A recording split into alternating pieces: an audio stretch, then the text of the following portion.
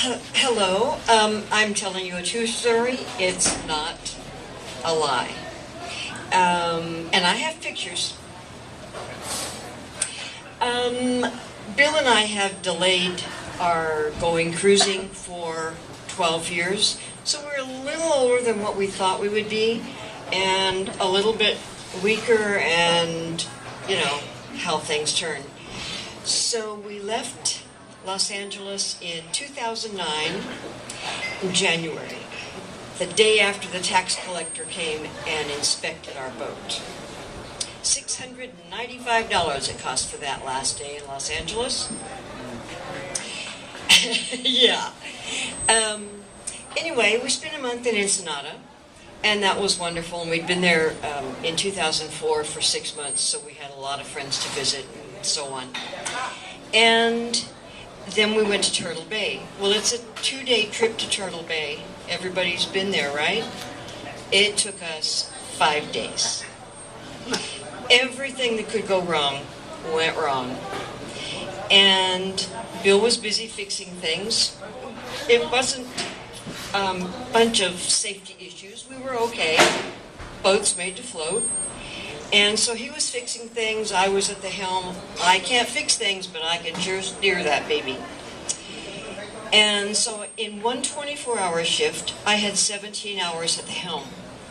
Hey, Bobi. And the second night, Bill went below at midnight. He was exhausted. I said, no problem. I love handling it at night. The boat.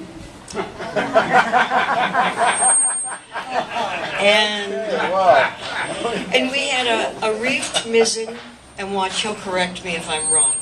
We had a reefed mizzen and the Jenny staysail. Okay. What would I ever do without him? And he said, just keep it at 180. The shore falls away. We'll be perfectly where we want to be. And he got up at 3:30, and I was due west.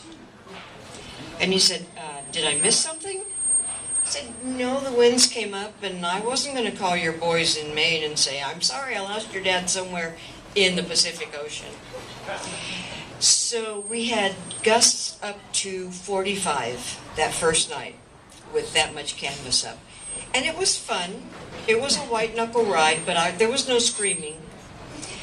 So it took us all day the next day to get back where we started from. Yeah, it was fun. Sue's been there too. So that night, seems like we'd heard all those things before. Bill went below at midnight, said keep it at 180. I took down a lot of canvas, everything's fine. Okay. I think we had the reefed mizzen still. That was all. So then the winds kicked in. Knots went up to 65. The gusts. Yeah, it was awesome. We had 20-foot following waves.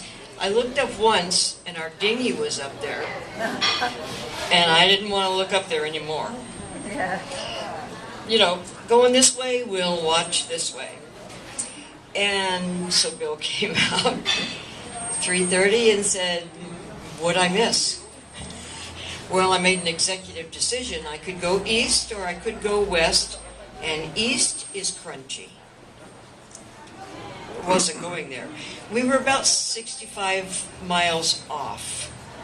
And I figured Hawaii's out there somewhere, so we couldn't go wrong.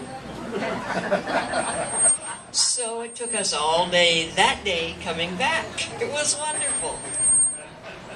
I wasn't screaming yet. And it was fun. That night, no winds. It was amazing. Bill was down below sleeping like a good boy. The dog was sleeping in the cockpit. And all of a sudden, there were 17 shades of black. You know how nights are. Gorgeous. Stars big enough to hang your hat on. And all of a sudden, I see this big eye, dinner plate size, coming up alongside the boat, opposite directions. And I looked at that eye, and it looked back at me, and it was almost like mental telepathy. And I know you guys think I'm crazy anyway, but here's the proof. The whale and I exchanged, hello, I'm a mom, and we're both doing what we're supposed to be doing, and have a nice trip.